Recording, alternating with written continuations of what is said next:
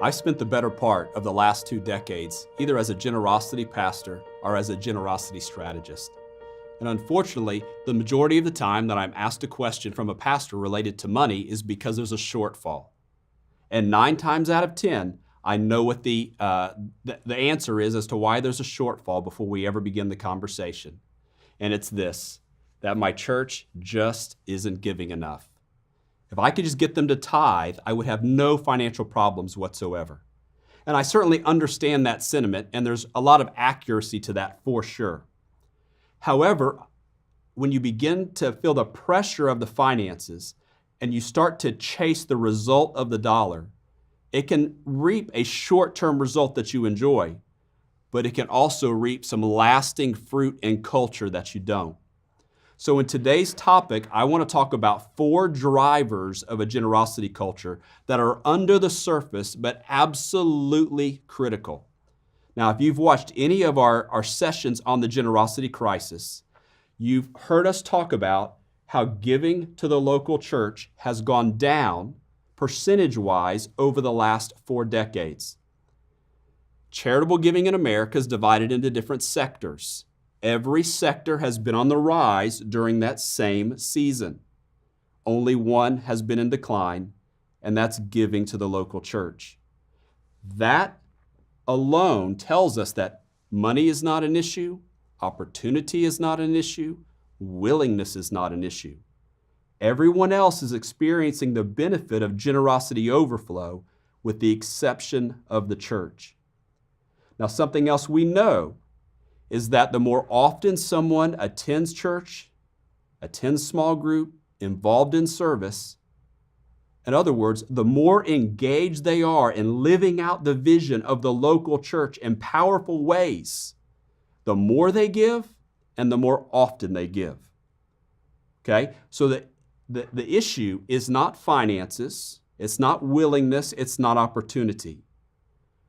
It's engagement in living out the vision of the local church.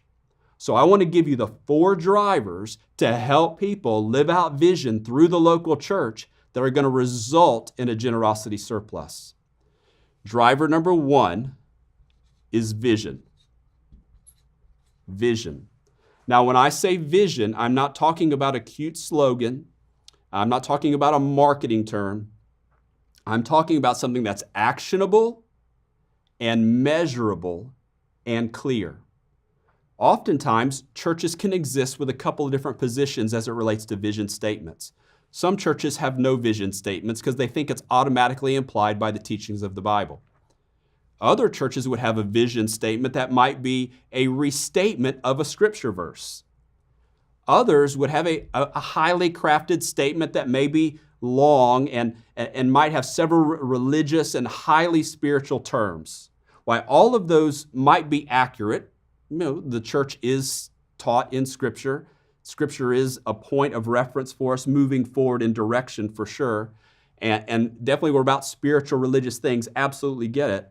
Oftentimes, a layperson can look at those kinds of vision statements and feel disengaged. And they can think, well, I can't do that because the pastor doesn't know my past, or I don't have the spiritual maturity. So I'm fine to cheer someone else on, but I can't find my place in it easily at all. So the words I used to describe it were clear, actionable, and measurable. A few years ago, I read a study done of charitable organizations that received an above average amount of $1 million gifts. And they studied the similarities of these organizations.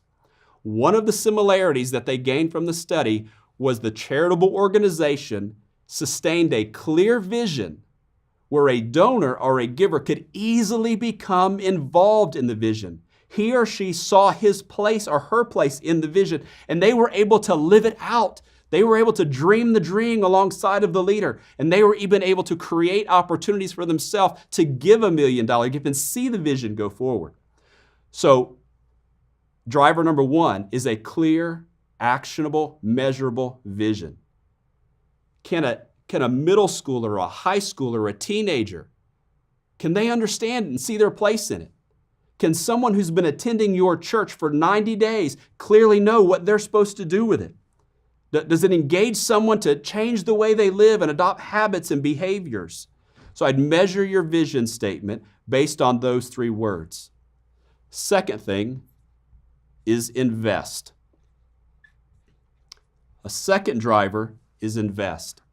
Now, the average church spends 50% of its income on staff, 25% of its income on facilities expenses, and 25% on missions and ministries programming.